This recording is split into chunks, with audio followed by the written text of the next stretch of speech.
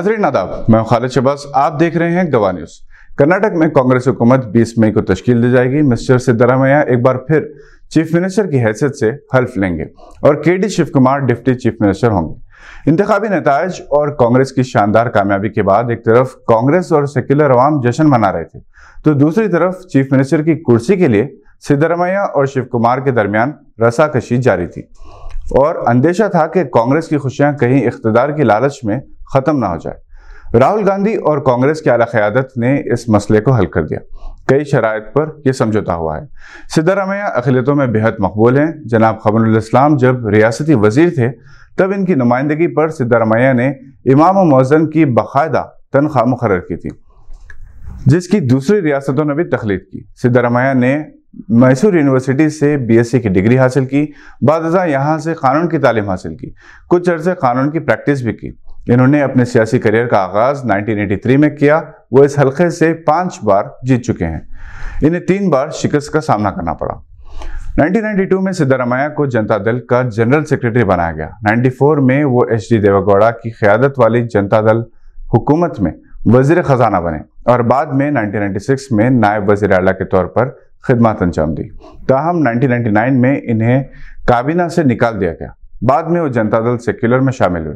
2004 में जब कांग्रेस और JDS की मखलूत हुकूमत बनी तो सिद्धरामैया को दोबारा नायब वजीर आला बनाया गया। HD देवेगौड़ा के साथ इख्तलाफात के बाद इन्हें 2005 में JDS से निकाल दिया गया। 1 साल बाद वो कांग्रेस पार्टी में शामिल हुए। 2008 से 2018 तक इन्होंने वर्ना असेंबली सीट से इलेक्शन लड़ा। 2018 में इन्होंने ये सीट अपने बेटे के लिए छोड़ दी थी। वो अपने पुराने हल्के चामुंडेश्वरी वापस चले गए। सिद्धरामैया 2013 से 18 तक कर्नाटक के वजीर आला थे। वो 40 साल में कर्नाटक के पहले वजीर आला बन गए जिन्होंने मुकम्मल 5 साल की मुद्दत पूरी की। कर्नाटक में वजीर खजाना के तौर पर 13 बार रियासती बजट पेश करने का रिकॉर्ड भी इन्हीं के पास है। कर्नाटक इलेक्शन में 9 मुस्लिम अरकान मुंतखब हुए हैं। मुसलमानों के 2 अरकान काबीना में शुमूलियत का यकीन है, ताहम फिलहाल एक ही रुकन को शामिल करने का इम्कान है। देखना है कि खुश नसीब रुकन कौन होगा।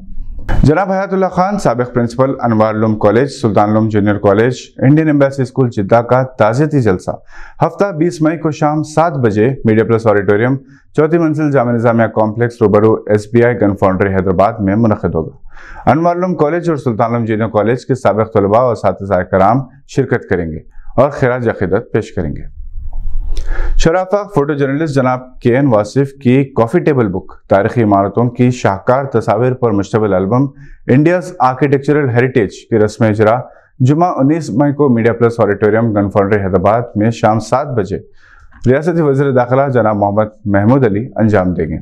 Engineer MA Naeem, general manager मासा स्पेशलाइज्ड कंस्ट्रक्शंस और डॉक्टर शहाब अफसर, director Winchester international school Aurangabad मेहमान एजाज़ी होंगे। जनाब मुजफ्फर हुसैन अंसारी, साबिक investment manager, King Faisal foundation सदारत करेंगे। दाखिले की आम इजाज़त होगी। आज के लिए बस इतना ही। नई खबरों के साथ फिर होगी मुलाकात। अगर आप हमारे चैनल पर नए हैं तो सब्सक्राइब करते हुए बेल आइकन दबाना ना भूलें। देखते रहिए गवाह।